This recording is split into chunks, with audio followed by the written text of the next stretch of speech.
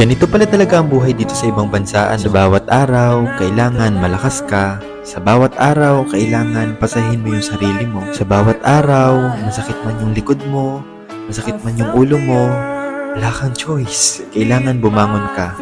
Kailangan pumasok ka. Yung tipong kahit na sumasakit yung likod mo, yung ulo mo, sa bawat umaga, nagigising ka, papunta ng trabaho. Wala. Kailangan patunayan mo na kaya mong tapusin yung kontrata na pinirmahan mo dito. Kala ko nga nun, hindi ko kakayanin eh. Pero eto na yun. Ito na yung totoong laro ng buhay. Laro ng buhay na hindi mo pwedeng basta-basta na lang subukan. Na bawat araw, kailangan lagi mong subukan.